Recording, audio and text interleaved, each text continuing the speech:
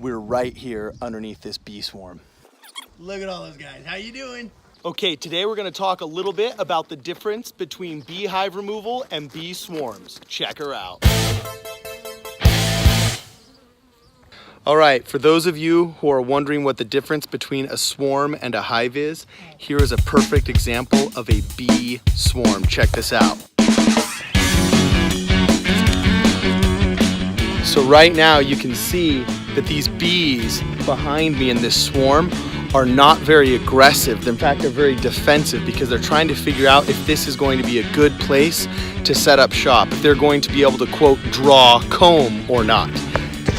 Okay, I'm right here in front of this big bee swarm.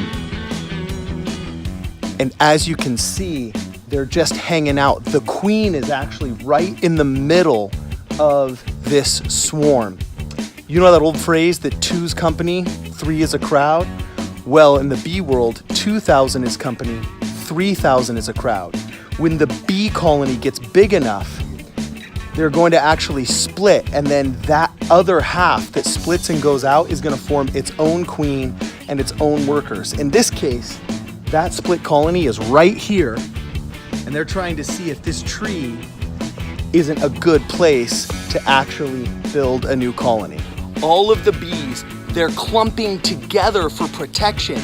This type of swarm is a perfect candidate for swarm removal, for a beekeeper, for somebody that's an enthusiast that wants to start their own beehive. Why? Because there's a brand new queen inside of this clump. Now, I'm gonna save you a lot of time, a lot of energy, a lot of money, and a lot of trouble.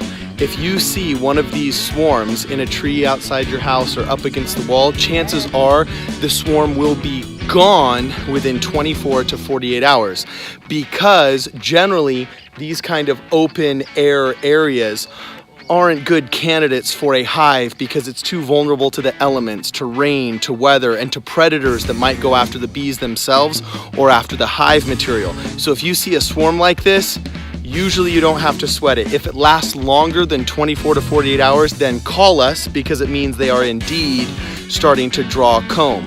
You can tell if they're drawing comb because their pollen sacs on their rear hind legs will all of a sudden start carrying large quantities of pollen, because that's what they use to make their hive material.